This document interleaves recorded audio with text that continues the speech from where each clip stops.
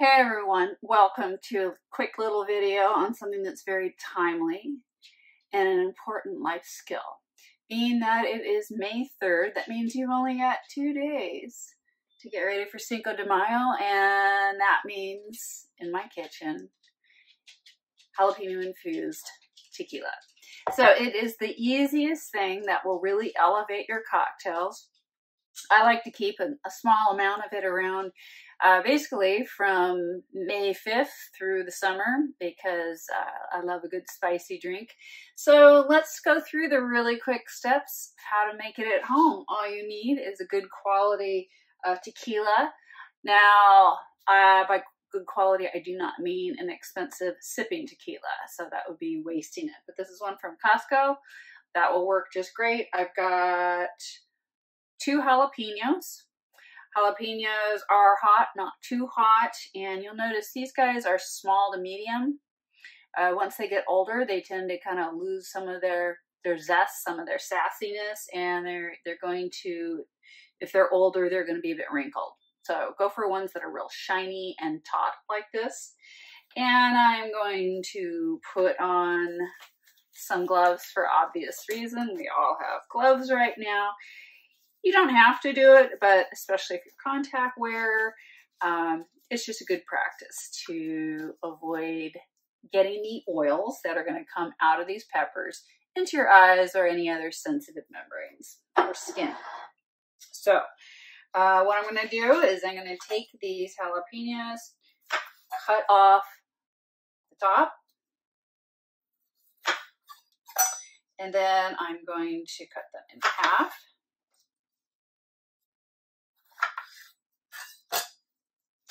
Now, a lot of people believe that the heat comes from the seeds. That's partially correct. The heat also comes from the membrane. So what you can do, depending on how spicy you like it, you may want to take the membranes out, but you can also just simply control how long you have it infused. So you don't really have to cut all those out. I'm just going to chop it into half moons.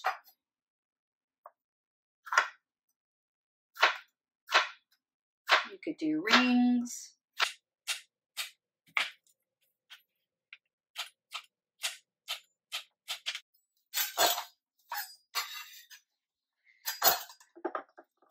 And it goes in a jar.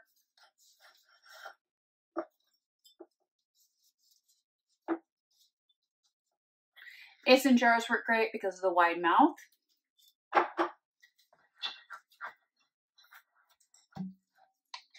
And I'm going to cover it.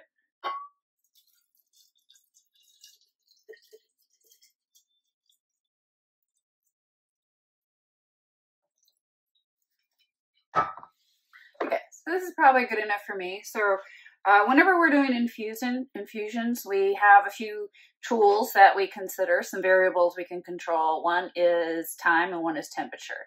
So in this case, we're not going to heat this up because we would lose what we love about tequila. The alcohol would evaporate, and then you'd have a really expensive virgin drink. So we're not going to heat it, but we're going to give it time. And because I'm probably only going to be doing this overnight, this is probably a good concentration. If I add this whole bottle, then it would take more time to infuse to get the spiciness that I want.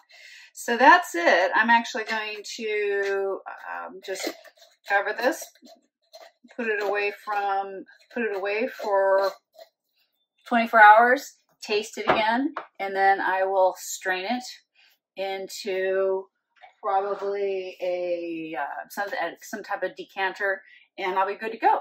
And the only other thing, keep in mind, if you're infusing a whole bottle, whether it's this big or just a pint, liter, that you got to make sure to take out some of the liquid because some of the volume will be displaced with the peppers. Also, by having some of your alcohol held back, then you can cut it and basically dilute it if you've made it a little too strong.